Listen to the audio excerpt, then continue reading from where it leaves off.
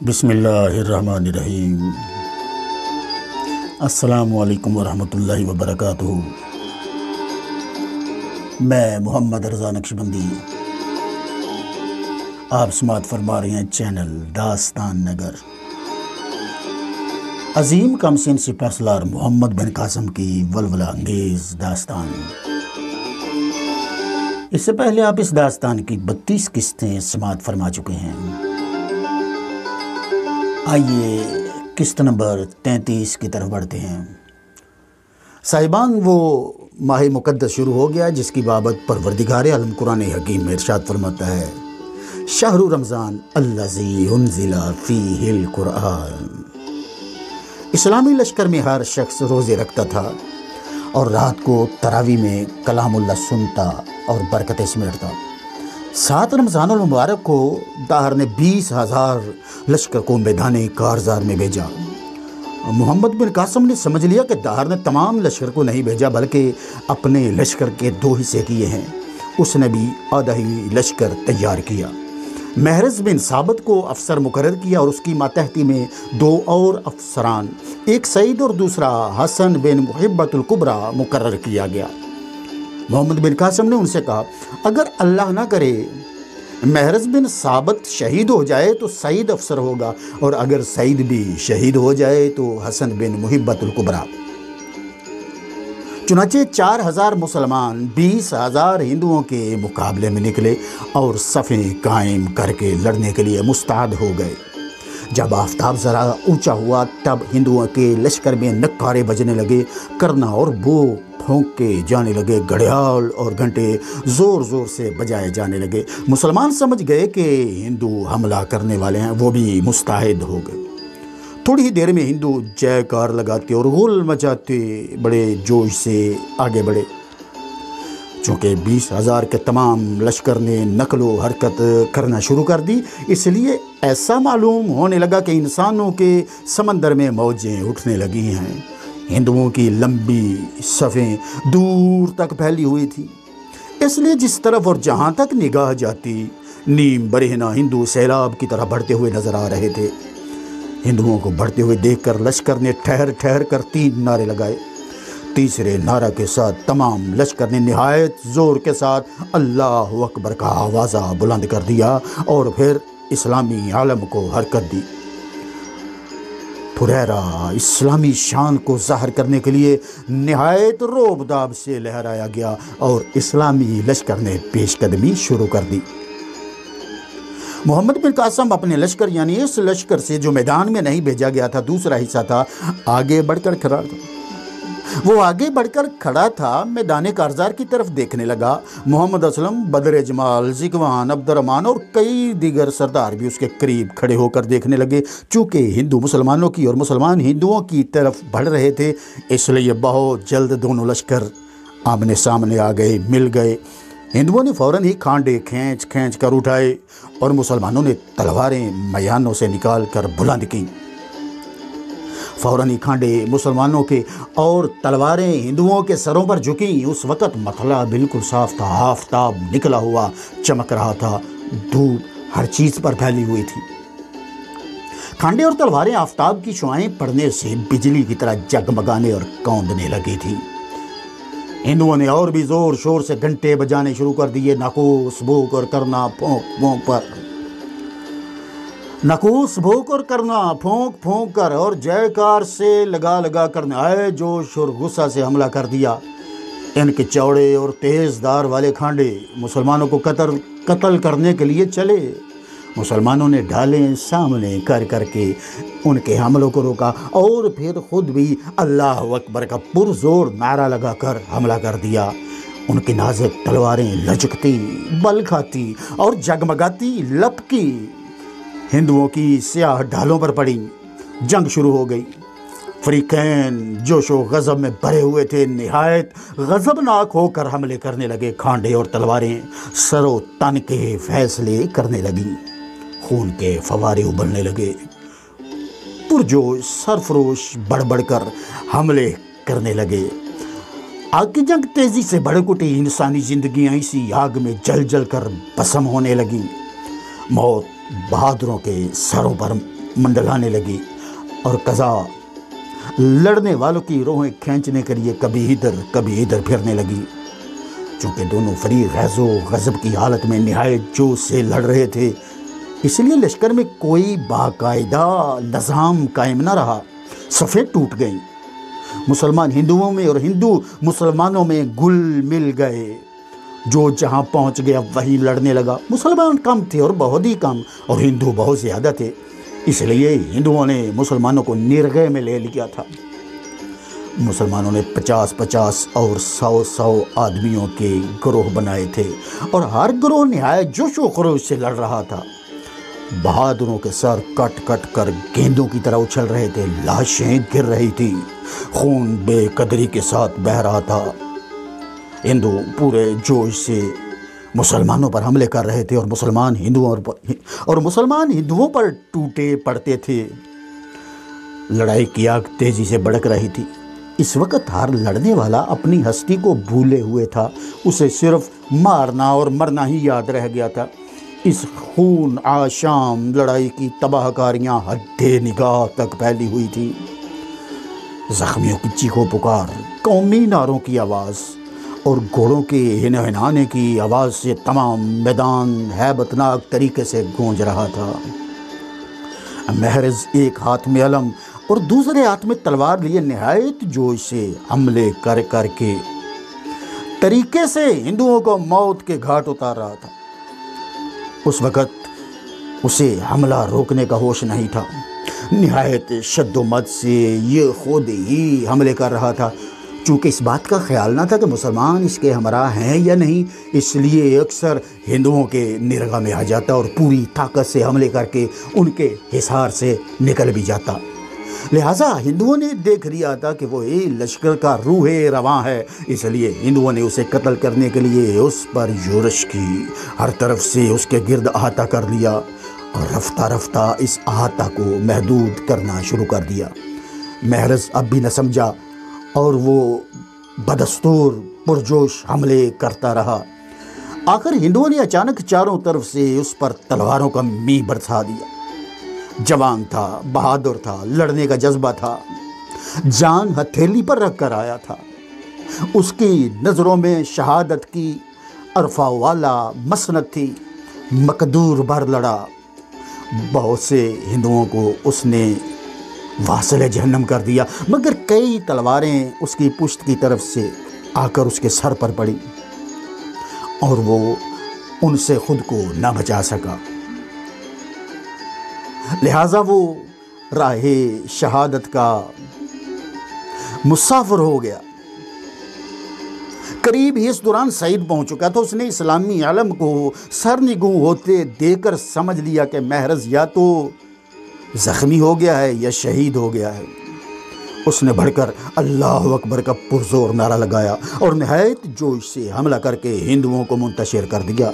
जब वो महरज के करीब पहुंचा तो वो घोड़े से नीचे आ रहा था, मगर इस हालत में भी अपने अलम को उसने संभाला हुआ था।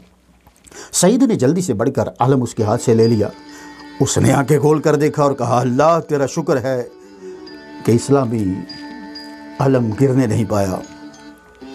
इसके बाद उसकी आवाज़ ना निकली और वो ज़मीन पर आ गिरा। गिरते ही उसकी रूह परवाज़ कर गई। साहिबान अलम हाथ में लेते ही सईद ने नहायत जोश से हमला किया और बहुत से हिंदुओं को कत्ल करके उनके निरगा से निकल आया। लेकिन जिस तरफ वो आया इस तरफ से हाथियों की फौज मुसलमानों को कुचल डालने के लिए तेज़ी से आगे बढ़ रही थी। उसने ये देख लिया।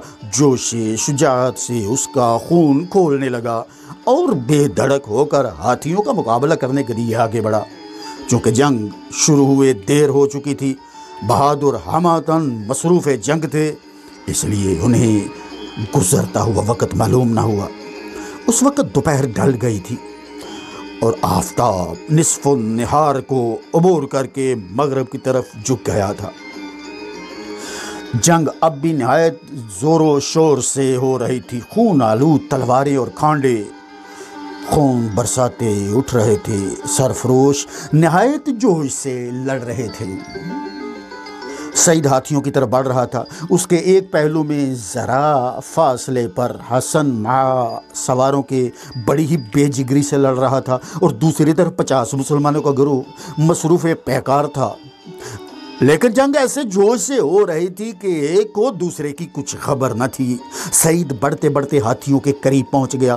اس کا گھوڑا خالص عربی تھا، اس نے کبھی ہاتھی نہ دیکھے تھے۔ وہ ان کالی بلاؤں کو دیکھ کر بھڑکا۔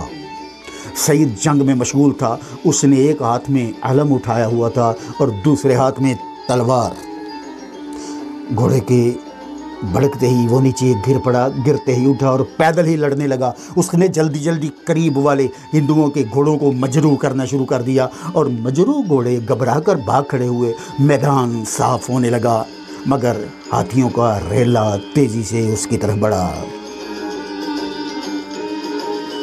یہ داستان نگر،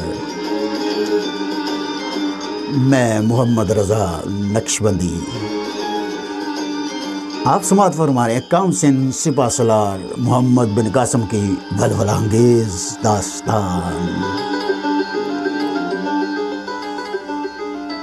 چونکہ پرجوش مجاہد تھا، اس لیے ہاتھیوں کا مقابلہ کرنے کے لیے مردانہ وار آگے بڑھا۔ جب وہ ہاتھیوں کے بالکل سامنے پہنچ گیا تو ہندوؤں نے اس پر حملہ کر دیا اور وہ ان سے لڑنے لگا۔ اس جوش سے لڑا کہ چشمے زدن میں اس نے 5-6 ہندوؤں کو مار ڈالا۔ جب وہ جنگ میں مصروف تھا تو دفعتاً ایک ہاتھی نے اس کے گرد سونڈ ڈال دی، اور اتنے میں وہ آگاہ ہونے پائے، جلدی سے اسے کھینچ کر پاؤں سے مسل ڈالا۔ اس طرح پہلے محرز اور بعد میں سعید دونوں شہید ہو گئے۔ اب اسلامی لشکر زمین پر آ گیا۔ ہندوؤں نے جوش نفرت سے علم کو اٹھا کر اس کا فریرہ چاک کرنا چاہا، تو اس دوران حسن پہنچ گیا۔ اس کے ہمراہ پورا 100 آدمی تھا۔ انہوں نے اور ان کے ساتھیوں نے نعرہ لگا کر ہاتھی والوں سے بچ کر انہوں نے اور اس کے ساتھیوں نے نعرہ لگا کر اور ہاتھیوں والوں سے بچ کر پھر ہندوؤں پر حملہ کر دیا۔ کیونکہ اب آفتاب غروب ہونے والا تھا، دن کی روشنی رات کی تاریکی میں چھپتی چلی جا رہی تھی، اس لیے جنگ کا فیصلہ کر ڈالنے کی نیت سے ہندو اور مسلمانوں نے نہایت جوش سے حملہ کر کر کے خون ریز جنگ شروع کر دی۔ ایک فریق دوسرے پر ٹوٹ پڑا اور جنگ نہایت خون فشانی سے ہونے لگی۔ ہندو جلدی جلدی کٹ کٹ کر گرنے لگے۔ ہاتھوں، پیروں، سروں اور دھڑوں کے جگہ جگہ ڈھیر لگ گئے، لیکن جنگ کا فیصلہ نہ ہو سکا۔ ایسے میں رات کی سیاہی پھیل گئی۔ جب اندھیرا پھیل گیا تو فیصلہ یہ ہوا کہ جنگ روک دی جائے۔ چنانچہ فریقین الگ الگ ہو گئے اور ہر کوئی اپنے اپنے لشکر کی طرف لوٹ گیا۔ 4000 مسلمانوں نے 20,000 ہندوؤں کا تمام دن حالت روزہ میں مقابلہ کیا تھا۔ اگرچہ ہندوؤں نے پورے جوش سے اور پورے طاقت سے حملے کیے، لیکن مسلمان سد سکندری کی طرح ڈٹے ہوئے تھے، اور انہوں نے بڑے صبر و استقلال سے ان کے حملوں کو روکا۔ نہ صرف ان کے حملوں کو روکا بلکہ اس قدر قتل عام کیا کہ تمام میدان کارزار میں چاروں طرف ان کی لاشیں ہی لاشیں بچھا دیں۔ اگرچہ جنگ کا فیصلہ نہ ہو سکا، نہ مسلمانوں کو فتح ہوئی نہ ہندوؤں کو شکست، لیکن فریقین کا نقصان زیادہ ہوا۔ ہندوؤں کے تو آدمی بے تحاشا مارے گئے، مسلمانوں کے کئی افسر شہید ہو گئے۔ جب رات ہونے کی وجہ سے لشکر واپس لوٹے تو ہندوؤں کے 7000 سپاہی میدان کارزار میں مردہ پڑے تھے۔ مسلمان بھی 200 کے قریب شہید ہوئے، لیکن 2 افسر، ایک محرز اور دوسرے سعید، یہ دونوں بڑے بہادر اور شیر دل تھے، دونوں ہی شہید ہو گئے۔ جب محمد بن قاسم کو اپنے ان جاں باز افسروں کے شہید ہونے کی اطلاع ملی تو اسے بڑا افسوس ہوا۔ اس نے جوش و غم کی حالت میں قسم کھائی کہ جب تک داہر کو قتل کر کے ان دونوں کا انتقام نہ لوں گا، اس وقت تک میں چین سے نہیں بیٹھوں گا۔ تمام رات مسلمان قرآن حکیم پڑھتے رہے، دعائیں مانگتے رہے۔ صبح کے وقت انہوں نے نماز فجر ادا کی اور مسلح ہو کر میدان کارزار کی طرف چلے۔ ان کا خیال تھا کہ آج بھی ہندو جنگ کے لیے نکلیں گے، مگر وہ تیار نہ ہوئے۔ हिंदुओं का लश्कर मुसलमानों के लश्कर से तकरीबन 1.25 मील दूर था। मुसलमान मैदान कारज़ार में खड़े रहकर हिंदुओं के आने का इंतज़ार करने लगे। कुछ देर के बाद हिंदुओं की तरफ से चंद आदमी आते हुए नजर आए। मुसलमानों को ख्याल हुआ कि शायद वो सुलह के इरादे से आ रहे हैं। मोहम्मद बिन कासिम ने कहा, इनका अंदाज़ा तो यही बता रहा है, मगर अभी तो इनका बेशुमार लश्कर मौजूद है, अभी वो सुलह न करेंगे। और अगर सुलह ही के इरादा से आए हैं तो मैं मजबूर हूँ, क्योंकि रात मैंने गम और गुस्सा की हालत में कसम उठाई है कि मैं राजा दहर को ज़रूर कत्ल करूँगा। मोहम्मद असलम कहने लगा, लेकिन जनाब आपको कसम नहीं उठाना चाहिए थी। मोहम्मद बिन कासिम ने कहा कि असलम कहते तो तुम सच हो, मगर आप तो जो होना था वो हो गया। मैं जोश जज्बात में कसम उठा चुका हूँ। अब हिंदू उनके करीब आ गए थे। उनमें से एक हिंदू ने बढ़कर कहा, हम आपके सरदार से कुछ कहना चाहते हैं। मोहम्मद बिन कासिम ने कहा, कहो क्या कहना चाहते हो। हिंदू बोला, महाराजा दार ये चाहते हैं कि आज जंग मुलतवी कर दी जाए और अपने अपने मुर्दों को ठिकाने लगा दिया जाए। बात मकूल और मुनासिब थी, चूँकि मैदान जंग तमाम लाशों से पिटा पड़ा था। मोहम्मद बिन कासिम ने कहा, मंजूर है, सिर्फ आज के लिए इल्तवाए जंग किया जाता है। हिंदू कहने लगा, लेकिन सिपा सलार मुर्दे बहुत ज़्यादा हैं और शायद सारे दिन में भी ठिकाने ना लगाए जा सकें। मोहम्मद बिन कासिम कहने लगा, तो फिर तब क्या हुआ। हिंदू बोला, 2 दिन के लिए जंग मुलतवी कर दीजिए। इब्ने कासिम कहने लगा, ऐसा मालूम होता है कि राजा को किसी लश्कर के आने का इंतज़ार है। हिंदू बोला, जनाबे वाला अब कौन लश्कर यहाँ भेजेगा, महाराज खुद यहाँ पर मौजूद हैं। मोहम्मद बिन कासिम कहने लगा, अच्छा 2 दिन के लिए इल्तवाए जंग मंजूर है। हिंदू वापस चले गए। मोहम्मद बिन कासिम ने भी लश्कर को वापस जाने और उनमें से 500 आदमियों को आकर शुहदा को जमा करने का हुक्म दिया। चनाचे तमाम लश्कर वापस लौट गया और 500 सिपाही असला उतार कर सिर्फ हाथ में एक एक तलवार लिए मैदान जंग में आए और मैदान कारज़ार में फैल कर शुहदा को उठा उठा कर ले जाने लगे। मुसलमानों ने असर के वक़्त तक सारे मैदान का चप्पा चप्पा देख देख कर शहीदों को जमा किया और उनकी नमाज जनाजा पढ़ी और गहरी कब्रें खोद के उन्हें दफन कर दिया गया। हिंदू लाशों को उठा उठा कर ले जाते और चिता पर रखकर जिलाते। चूँकि तकरीबन 7000 लाशें थीं, इसलिए एक दिन में ना जलाई जा सकी। आधी रात तक उस रोज़ भी जलाते रहे और दूसरे दिन भी दिन निकलते ही सैकड़ों चिताएं बना बना कर उन्होंने अपने मुर्दों को जलाना शुरू कर दिया। आज मुसलमान आराम करते रहे, मगर ये नहीं कि बैठे रहे या पड़े रहे, बल्कि अपने हथियारों को साफ करते रहे। मगरिब की नमाज के बाद सब फारग होकर बैठे थे कि लश्कर के शमाली जानब कुछ शोर सा हुआ। हिंदुओं का लश्कर मुसलमानों के लश्कर से मशरक की तरफ पड़ा हुआ था। चांद निकल आया था और चांदनी हर सू फैली हुई थी। मोहम्मद बिन कासिम अपने खैमा के सामने फर्श पर बैठा था। वो शोर सुनकर चौंका। उसने अपने गुलाम साकी को आवाज़ दी। साकी खाना तैयार कर रहा था। वो उसके पास आया, हाजिर हुआ। जी हुजूर। इब्ने कासिम ने कहा, ज़रा जल्दी जाकर पता लगाओ कि ये शोर कैसा है। बहुत अच्छा, ये कहकर साकी चला। थोड़ी देर के बाद वापस पलट आया। चूंकि इब्ने कासिम मुस्तरब हो रहा था, इसलिए उसने फौरन ही कहा, बताओ क्या मामला है, ये शोर कैसा था। साकी ने कहा, कुछ हिंदू आपकी खिदमत में हाजिर होना चाहते हैं। मोहम्मद बिन कासिम ने कहा, अच्छा तुम ज़रा इस तरफ एक फ़र्श करा दो। साकी ने जल्दी से खामा के अंदर फ़र्श बिछा दिया। जब वो फ़र्श बिछाकर फारग हुआ, तकरीबन 50 हिंदू मुसलमानों के हमरा हाज़िर हुए। उन्होंने आते ही मोहम्मद बिन कासिम को सलाम किया। मोहम्मद बिन कासिम ने उनका इस्तकबाल किया और निहायत इज़्ज़त से बिठाया। जब वो बैठ गए, इब्ने कासिम ने कहा, कहिए कैसे आए हैं। उनमें से एक हिंदू ने, जो कि चंद हार पहने हुए था, कहा, हम इसलिए आए हैं कि हम तो आपके भाई बनना चाहते हैं। मोहम्मद बिन कासिम के चेहरे पर बशाशत आ गई। खुश होकर कहा, निहायत मुसर्रत खेज़ बात है, کیا نام ہے آپ کا؟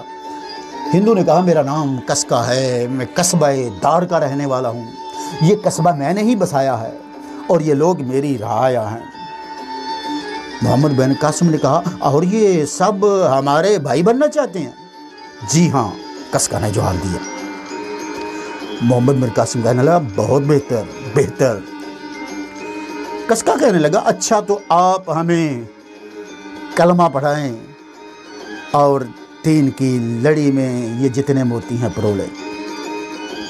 محمد بن قاسم نے ہر ہندو کو کلمہ پڑھا کر ان سب ہندوؤں کو مسلمان کر لیا۔ چونکہ اس عرصہ میں بہت سے مسلمان جمع ہو گئے تھے، اس موقع پر سب نے فرت مسرت سے اللہ اکبر کا پرزور نعرہ لگایا۔ اب محمد بن قاسم نے کہا مذہب اسلام میں یہ قاعدہ ہے کہ جو شخص مسلمان ہو جاتا ہے وہ ساری دنیا کے مسلمانوں کا بھائی بن جاتا ہے۔ اب تم ہمارے وائسرائے حجاج اور اعلیٰ حضرت خلیفۃ المسلمین ولید کے بھائی بن گئے ہو۔ اب جو خدمت تم ہم سے لینا چاہتے ہو کہو، ہم تمہاری ہر طرح سے خدمت کریں گے۔